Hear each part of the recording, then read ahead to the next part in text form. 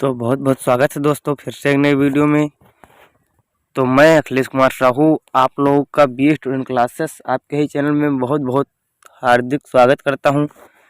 तो जैसा कि पिछली वीडियो में हमने बात कर लिया था कि समाजशास्त्र के कुछ जो एमसीक्यू क्वेश्चन थे उसके बारे में हमने डिस्कस कर लिया था।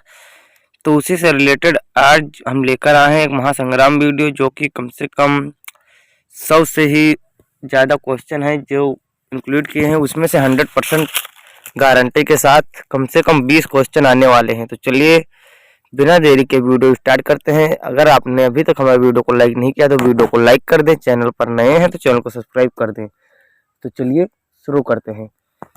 तो इस टॉपिक का नाम है कि भारतीय समाज की संरचना एवं संगठन, जो कि क्या है, गांव, कस्बा, शहरी समाज, नगर इत्यादि से क्या है जो टॉपिक है उसी से लिया गया क्वेश्चन। तो देख लेते हैं क्वेश्चन किस प्रकार से है। तो देखिए जो पहला क्वेश्चन है कि निम्नलिखित में से कौन सा कथन सामाजिकरण के संबंध में सही है।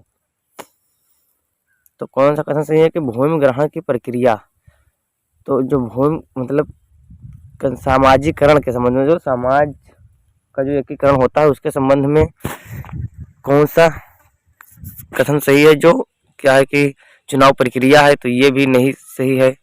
फिर क्या है, समय लेने की प्रक्रिया, ये भी गलत है। और नीति निर्माण की प्रक्रिया, ये भी गलत है। क्या है, भूमि ग्रहण की प्रक्रिया समाज के संबंध में सही है।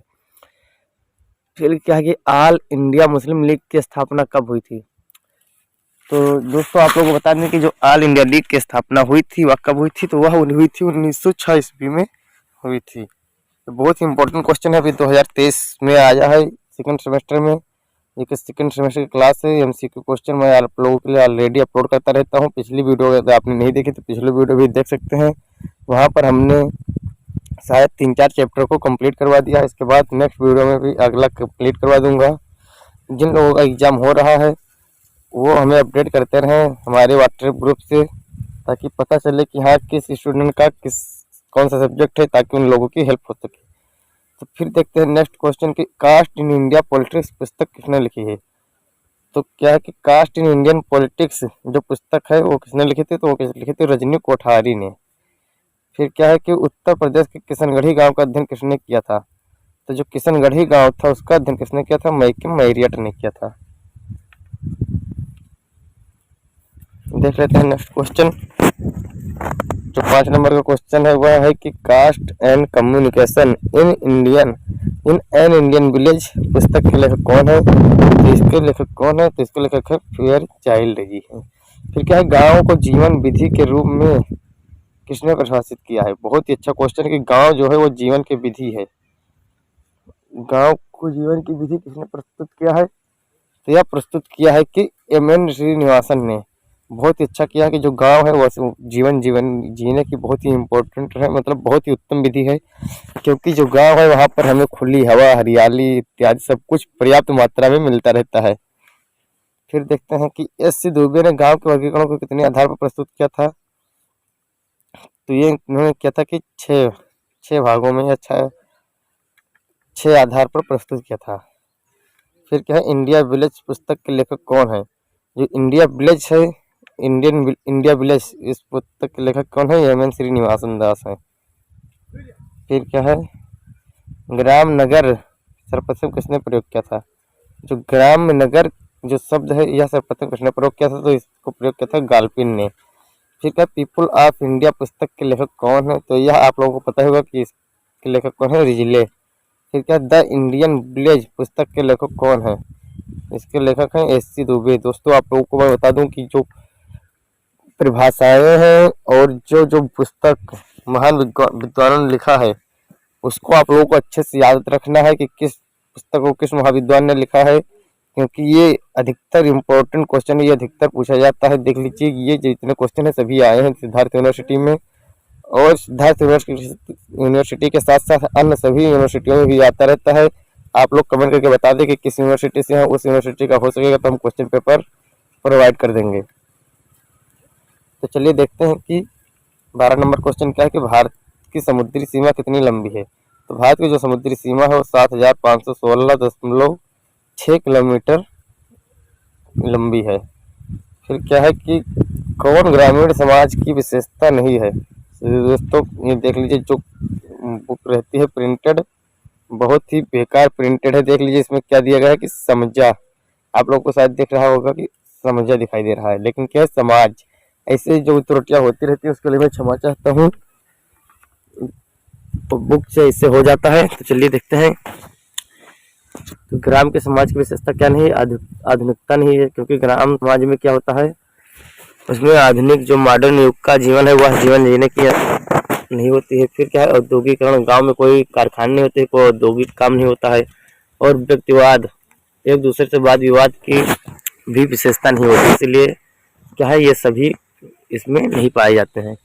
फिर क्या है, ग्रामीण एवं नगरीय समाज में अंतर करने के लिए सोरोकिन एवं जिम रमैन द्वारा कितने आधारों का उल्लेख किया गया था, तो कितने थे, 5 आधार थे। और क्या, जब एक निम्न हिंदू जात उच्च हिंदू जात की जीवन शैली एवं रीतियों को अपना लेती है तो उसे क्या कहा जाता है, तो उसे कहा जाता है, बजाय दोस्तों क्या होगा है, कहा जाता है, सॉरी, क्या कहा जाता है, आधुनिकीकरण। ये भी नहीं हो सकता है, क्योंकि आधुनिकीकरण जो मॉडर्न युग का होता है, आप मॉडर्न युग में चले जाएं तो ये होता है आधुनिकीकरण।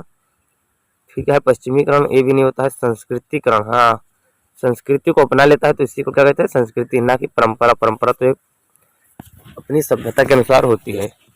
फिर क्या है, मनरेगा किस वर्ष प्रारंभ की गई, जो कि मनरेगा आप लोगों को पता ही होगा कि गाँव में जो किसान होते थे या कोई भी गरीब व्यक्ति होता था तो उन लोगों के लिए एक योजना चलाई गई थी मनरेगा, जिससे आप लोग नरेगा कहते हैं, जिसका नरेगा जो कोड होता है वो इसके अंतर्गत काम कर सकता है। 1 साल में 100 दिन काम रहता है और आपको 12,000 की सैलरी दी जाती है। तो यह कब स्टार्ट किया गया था, 2009 में। फिर क्या कहा गया कि किसने जजमानी व्यवस्था की प्रमुख विवेचना की है, तो विलियम वाइजर थे जो जजमानी व्यवस्था की प्रमुख विवेचना की थी। जजमानी व्यवस्था क्या होती थी, पहले जजमानी व्यवस्था होती थी कि जैसे जो नाई होता था उसकी जजमानी अलग होती थी, उसका क्षेत्र बटा होता था कि यहाँ पर वो बाल काट सकेगा और यहाँ तक वो अपना व्यवसाय चला सकेगा। फिर पंडित होते थे, उनकी जजमानी अलग होती थी। जो धोबी होता था उनकी जजमानी अलग होती थी। जो यादव होता था उसकी जजमानी अलग होती थी। तो ऐसे ही सब लोग की जजमानी बटी हुई थी, जो कि अब अधिकतर ये जो जजमानी व्यवस्था है वो सब समाप्त होती जा रही है। फिर क्या है, ग्रामीण समाज में अधिकांशतः किस प्रकार का परिवार पाया जाता है, तो ग्रामीण समाज में अधिकांशतः संयुक्त परिवार पाया जाता है, ना कि एकाकी परिवार, ना कि अधास्थनीय परिवार। क्योंकि देख लीजिए ग्रामीण जो गाँव में होते हैं वहाँ पर क्या होता है कि अधिकतर सभी जो फैमिली मेंबर होते हैं वो एक ही साथ रहते हैं। फिर क्या है, वो 19 नंबर क्वेश्चन है, ग्रामीण समाजशास्त्र के लेखक कौन है, तो उसके कौन है, आर्यन मुखर्जी, यानी कि रविन्द्रनाथ मुखर्जी हैं। किसने कहा कि ग्रामीण समाजशास्त्र ग्रामीण पर्यावरण में निहित जीवन का समाजशास्त्र है, बहुत ही अच्छा क्वेश्चन है। किसने कहा है, देख लीजिए परिभाषा है कि ग्रामीण समाजशास्त्र ग्रामीण पर्यावरण में निहित जीवन का समाजशास्त्र है। यदि आप लोग से कोई पूछ ले कि ग्रामीण समाजशास्त्र की परिभाषा लिखिए या ग्राम समाज क्या है, तो ग्रामीण समाजशास्त्र ग्रामीण पर्यावरण में निहित जीवन का समाजशास्त्र है। किसने लिखा था, सैंडरसन ने। बहुत ही अच्छा क्वेश्चन है। यदि आप लोगों को विशेषता भी पूछ लिए कि ग्रामीण समाजशास्त्र की विशेषता क्या होती है, तो एक विशेषता ये भी लग सकते हैं कि ग्रामीण पर्यावरण में निहित एक जीवन, ग्रामीण पर्यावरण में निहित जीवन है। फिर क्या है, कौन ग्रामीण समाजशास्त्री नहीं है, तो जो ग्रामीण समाजशास्त्री नहीं है वो कौन है, बोगार्डस है। बोगार्डस ने ग्रामीण के बारे में कुछ नहीं लिखा, ग्राम समाज के बारे में कुछ नहीं लिखा है। नेक्स्ट क्वेश्चन देख लेते हैं। जजमानी व्यवस्था क्या स्पष्ट करता है, जजमानी व्यवस्था स्पष्ट करता है राजनीतिक संबंध नहीं, वैवाहिक संबंध ये भी नहीं स्थापित करता है, पारस्परिक सामाजिक संबंध ये भी नहीं। क्या स्थापित करता है, पारिवारिक सामाजिक संबंध, जो परिवार के साथ उसका जो सामाजिक व्यवहार होता है वो स्थापित करता है। फिर क्या है, किसने रामपुरा गांव का सामाजिक पद्धति अध्ययन किया था, सामाजिक पद्धति अध्ययन किया था, तो कौन थे, एस.एन. श्रीनिवासन। फिर पंचायती राज कब आरंभ हुआ था, तो पंचायती राज आरंभ हुआ था 1959 में, यानी कि 1959 ईस्वी में।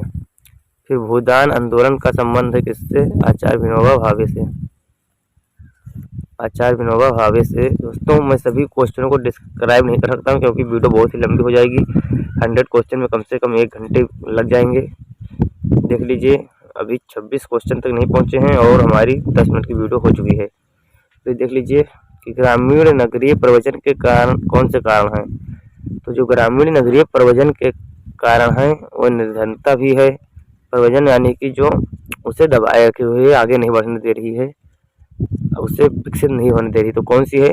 निर्धनता हो गई, गरीबी यानी कि असमानता, जो हम लोग एक दूसरे में समानता नहीं स्थापित करते हैं, छुआछूत की भावना रखते हैं, तो हो गई असमानता। फिर क्या है? बेरोजगारी, जो कि बेरोजगार हैं, लोगों को कोई काम नहीं है, लोगों को कोई कार्य नहीं है, उन सबको काम नहीं मिल रहा है, तो ये भी बहुत ही मायने रखती है। तो इसके लिए क्या हो जाएगा? उपयुक्त सभी। जब इस प्रकार से क्वेश्चन आए कि कारण है यानी कि जब है आ जाए तो आप लोगों को क्या जान लेना है कि वहां पर आपको चौथा ही ऑप्शन सही रहेगा कि उपयुक्त में से सभी का ऑप्शन रहेगा या उपयुक्त। फिर क्या है कि ग्रामीण समाजशास्त्र ग्रामीण पर्यावरण में पाए जाने वाले जीवन का समाजशास्त्र है। यह किसका है? देख लीजिए क्वेश्चन भी आप लोगों को हमने ऊपर बताया था, सैंडरसन का है ये क्वेश्चन। फिर से मैं वही दूसरा पहला क्वेश्चन पूछने जा रहा हूँ आप लोगों से। आप लोगों को बताना है कि जो कमेंट करके बताना है, अगर आप लोगों ने वाकई यहाँ तक वीडियो देख लिया है तो आप लोगों को पता हो गया होगा। हम आपसे छोटा सा क्वेश्चन करना चाहते हैं कि जो मतलब समाजशास्त्र है, समाजशास्त्र का जनक किसे माना जाता है, आप लोगों को कमेंट करके बताना है। अगर ये वीडियो देख रहे हैं तो वीडियो के साथ आप लोगों को कमेंट करना है। No cheating, no violence. तो देखते हैं कितने लोग कमेंट करते हैं। और क्या है कि समुदाय की विशेषता है।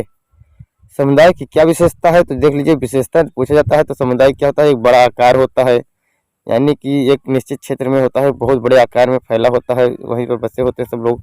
उनका एक क्या है? सिंपल लाइफ होता है, पूरा सरल जीवन होता है, सामान्य तरीके से जीते हैं। और उनमें क्या होता है? हम की भावना होती है, यानी कि वो ये कह सकते हैं कि हम लोग मतलब हमारा जो समुदाय है वो हम के मतलब भावना पर ही टिका होता है। सबसे बड़ा जो विशेषता है हम की भावना ही है जो समुदाय को आगे की ओर अग्रसर करती है। तो इसके लिए क्या हो जाएगा? उपयुक्त सभी हो जाएगा। फिर देख लेते हैं कि संस्कृतिकरण की अवधारणा संबंधित है। जो संस्कृतिकरण की अवधारणा संबंधित है ये आप लोगों को पिछली वीडियो में हमने कई बार बताया। जो संस्कृतिकरण से यदि आता है क्वेश्चन तो किससे? वो एस.एन. श्रीनिवासन से है। फिर क्या है 30 नंबर क्वेश्चन कि मॉडर्नाइजेशन ऑफ इंडियन ट्रेडिशन पुस्तक किसने लिखी है? तो यह किसने लिखी है? योगेंद्र सिंह ने यह लिखी। क्वेश्चन बहुत ही इंपॉर्टेंट क्वेश्चन था ये भी। आप लोगों से मैं बार बार बताता रहता हूँ कि जो बुक्स हैं ये बुक्स आप लोगों को याद रखना है कि कौन सा किसने लिखा है या किस साल में लिखा है। भूदान आंदोलन किस स्थान से प्रारंभ हुआ था? तो भूदान आंदोलन जो है वो तेलंगाना से प्रारंभ हुआ था, क्योंकि हाल ही में तेलंगाना एक नया राज्य बना है, लेकिन तेलंगाना पहले से भी था।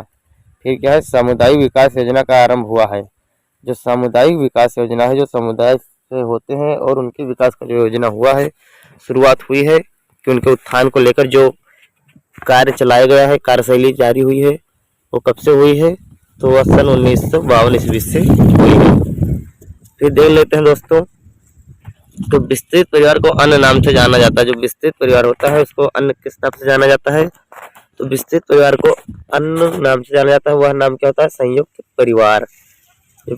विस्तृत परिवार होता है वही संयुक्त परिवार होता है, क्योंकि संयुक्त परिवार में फूफा, बुआ, मामा, मामी और क्या नाम है कि जैसे चाचा, चाची, ताऊ, ताई, यानी कि सब लोग, बड़े पापा, बड़ी मम्मी, सब लोग रहते हैं उसी में, तो उसी को संयुक्त परिवार कहा जाता है। फिर क्या है कि शक्ति का अर्थ है दूसरों की क्रियाओं को नियंत्रित करने की क्षमता। किसने कहा है? तो बहुत ही अच्छा क्वेश्चन है कि जो शक्ति है वह क्या है? शक्ति का अर्थ क्या होता है कि दूसरों की जो क्रियाएं हैं उनको नियंत्रित करने की क्षमता। यदि आप दूसरों को नियंत्रित नहीं कर सकते हैं तो आपके अंदर कोई भी शक्ति नहीं, चाहे बातों की शक्ति हो, चाहे ताकत की शक्ति हो यानी शारीरिक शक्ति हो, या कोई भी शक्ति है, या मानसिक शक्ति हो, कोई भी शक्ति है, यदि आप दूसरों को क्रियाओं पर नियंत्रित नहीं रख सकते हैं तो आपके अंदर कोई शक्ति नहीं है। तो यह किसका था? हार्टन और हंद का था। किसने कहा कि ग्रामीण समाजशास्त्र के मूल कार्य ग्रामीण समाज के नियमों की खोज निकालना है? बहुत ही अच्छा क्वेश्चन है, ये भी इम्पोर्टेंट क्वेश्चन है, इसको आप लोग तैयार कर लीजिएगा कि किसने कहा कि ग्रामीण समाज के जो मूल कार्य है यानी कि जो मूल उसका मेन मकसद है वह क्या है? कि जो समाज के नियमों की खोज है वही करना है। तो कहा है, किसने कहा था? इसको कहा था देसाई जी ने। फिर दोस्तों नेक्स्ट क्वेश्चन क्या है कि कौन सी ग्रामीण समाज की विशेषता नहीं है? तो ग्रामीण समाज की विशेषता क्या नहीं है? सॉरी दोस्तों, इसमें होना चाहिए कौन सी ग्रामीण समाज की विशेषता है, क्योंकि आधुनिकता भी नहीं है, द्वितीयक व्यवसाय भी नहीं है और औद्योगिकरण भी नहीं है। तो इसमें और जो जाति समुदाय है गांव ग्राम समाज की विशेषता है। तो इसके लिए ये सही है। क्वेश्चन आप लोगों का थोड़ा बैलेंस हो गया है। इस प्रकार से क्वेश्चन आए तो आप लोग कंफ्यूज मत होइएगा, अच्छे से आप लोग तैयारी करके रखे हैं तो आप लोगों को पता चल जाएगा क्वेश्चन गलत है या फिर आपका आंसर गलत है। क्योंकि देख लीजिए, आपको हमने बताया था कि जो आधुनिकता है ये शहरी या नगरीय है, औद्योगिकरण नगरीय है, द्वितीयक व्यवसाय नगरीय है। तो बचा क्या जाति समुदाय। तो जाति समुदाय विशेषता क्यों नहीं हो सकती है, जाति समुदाय ही विशेषता, क्योंकि गांव में जो होता है वो जात पर ही आधारित होता है, जात पर असमानता होती है, यही सब गाँव में विशेषता होती है। तो थोड़ा हवा चल रहा है, अभी मैं बाहर बैठा हुआ हूँ। फिर क्या है, कौन सा परंपरागत ग्रामीण समाज में शक्ति संरचना का आधार है। जो ग्रामीण समाज में शक्ति संरचना का जो आधार है वह क्या है, तो जो शक्ति संरचना है जमींदारी प्रथा भी है, जात पंचायत भी है और ग्राम पंचायत, यानी कि उपयुक्त सभी है जो ग्राम समाज की शक्ति का संरचना करती है। फिर क्या है कि गांव के प्रकार हैं। गांव के प्रकार कौन कौन हैं, तो प्रवासी कृषि ग्राम ये भी है, अर्धस्थायी कृषि ग्राम, अस्थायी कृषि ग्राम, यानी कि उपयुक्त सभी को आंसर सही रहेगा ये। फिर क्या है, सौरोकिन्य ग्रामों के वर्गीकरण को दो आधार हैं। क्या है कि घरों के संगठन के आधार पर और भू स्वामित्व एवं सामाजिक स्तर के आधार पर। फिर दोनों, यानी कि दोनों जो हैं दो आधार हैं, वही दोनों ये हैं। क्वेश्चन है कि कृषक समाज की विशेषता कौन सी है। सॉरी दोस्तों, फिर इसमें देख लीजिए क्वेश्चन में कंफ्यूजन है, आप लोग अच्छे से देख लीजिएगा, सर्च करके गूगल पर देख लीजिएगा। हमें तो लग रहा है कि ये क्वेश्चन कृषक समाज की विशेषता कौन नहीं है, क्योंकि व्यक्तिवाद, सॉरी दोस्तों, ग्राम समाज नहीं, यहाँ कृषक समाज है, इसलिए सही होगा। जीवन निर्वाह की अवस्था है जो कृषक समाज की विशेषता है, यहाँ सही है क्वेश्चन दोस्तों। सॉरी दोस्तों, मुझे लगा कि ग्रामीण समाज होगा। यदि ग्रामीण समाज होता तो विशेषता नहीं है, तब आता है जीवन निर्वाह की अवस्था। फिर क्या है कि कौन एक ग्रामीण समुदाय की विशेषताएं हैं। जो ग्रामीण समुदाय की विशेषताएं हैं वह कौन सी हैं, तो अधिक जनसंख्या या द्वितीयक संबंध या प्रकृति के साथ प्रत्यक्ष संबंध। तो ग्रामीण समुदाय की जो विशेषताएं हैं वो प्रकृति के साथ प्रत्यक्ष संबंध है, यानी कि जो उनका प्रकृति के साथ जो है वो डायरेक्ट रिलेशन है। यानी कि जो देख लीजिए हरियाली है, जल है या कुछ भी है, क्योंकि देख लीजिए जैसे कि आप लोगों ने एक श्लोक या मतलब कहावत तो सुना ही होगा, गांव का पानी गांव में मिलेगा भोजन। सॉरी दोस्तों, गांव का पानी गांव में, और सॉरी ऐसे कुछ दोस्तों था, और खेत का पानी खेत में मिलेगा भोजन पेट में। तो ऐसा ही कुछ श्लोक था, याद नहीं आ रहा है।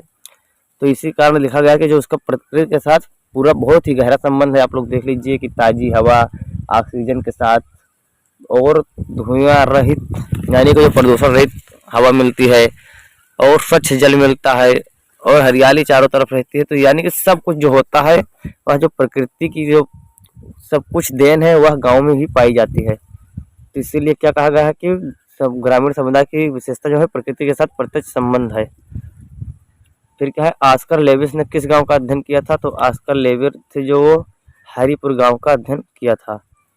फिर प्रभु जाति के निर्धारक तत्व कौन से हैं, तो भू स्वामित्व है, जनसंख्यात्मक शक्ति है, उच्च जातीय है, यानी कि उपरोक्त सभी क्वेश्चन का आंसर है।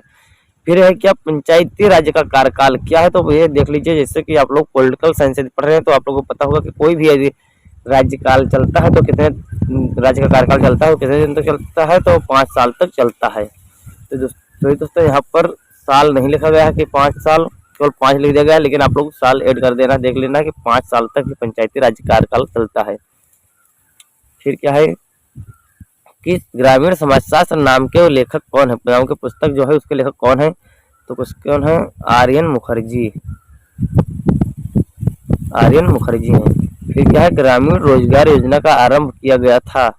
जो ग्रामीण रोजगार योजना है, यानी कि जो गाँवों में जो बेरोजगार थे उनको जो रोजगार देने की योजना स्टार्ट की गई थी, कब स्टार्ट की गई थी, तो 1 अप्रैल 1989 ईस्वी में की गई थी। फिर क्या है, राष्ट्रीय ग्रामीण रोजगार कार्यक्रम कब प्रारंभ हुआ। जो राष्ट्रीय ग्रामीण रोजगार कार्यक्रम प्रारंभ हुआ था वह प्रारंभ हुआ था 1980 में। आप लोगों को ध्यान देना कि ये था ग्रामीण रोजगार योजना और ये था राष्ट्रीय ग्रामीण रोजगार कार्यक्रम, यानी कि वही योजना जो है। ये दोनों में बहुत अंतर है, वो ग्रामीण है, राष्ट्रीय ग्रामीण है। तो इतना आप लोगों को ध्यान रखना है। फिर क्या है, राष्ट्रीय महिला आयोग का गठन कब किया गया था, मतलब राष्ट्रीय महिला आयोग का गठन कब किया गया था? तो यह किया गया था 31 जनवरी 1992 में, यानी कि 31 जनवरी 1992 ईस्वी में। फिर देख लेते हैं 49 नंबर क्वेश्चन कि जाति का आधार क्या है।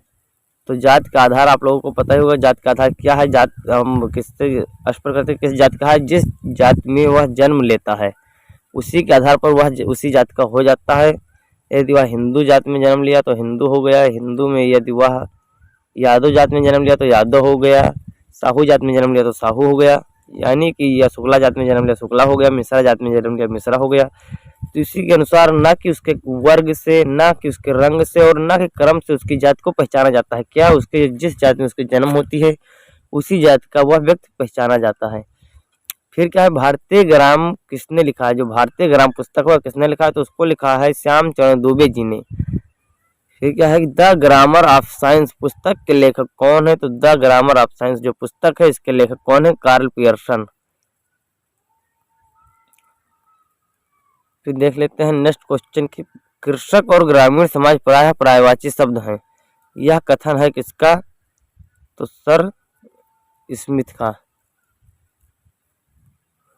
फिर क्या है, ग्रामीण समाज की विशेषताएं हैं, जल्दी जल्दी देख लेते हैं क्वेश्चन, वीडियो बहुत लंबी हो जाएगी। ग्रामीण समाज की विशेषताएं हैं, ग्रामीण समाज की विशेषताएं क्या है कि जाति व्यवस्था भी है, कृषि मूल व्यवसाय भी है और संयुक्त परिवार भी है। तो यानी कि उपयुक्त सभी आपका आंसर हो जाएगा। फिर क्या है, ग्रामीण समाज की विशेषताएं नहीं है, जो ग्रामीण समाज है उसकी विशेषताएं क्या नहीं है? तो इसका क्या है, व्यापारीकरण नहीं है, बाकी सामाजिक समरूपता भी है, जनमत का अधिक महत्व भी है, सरल और सादा जीवन भी है। फिर क्या है, नगर वह स्थान है जो इतना बड़ा है कि उसके निवासी परस्पर एक दूसरे को नहीं पहचानते। बहुत ही अच्छा क्वेश्चन है, देख लीजिए। यह एक परिभाषा भी इसका सोमवार का परिभाषा है। इन्होंने कहा था कि नगर वह स्थान है जो इतना बड़ा है कि उसके निवासी परस्पर एक दूसरे को नहीं पहचानते हैं। क्यों नहीं पहचानते? क्योंकि इतना बड़ा शहर है कि वहां पर एक दूसरे को देखने की फुर्सत नहीं रहती, एक दूसरे से मिलने की फुर्सत नहीं रहती है।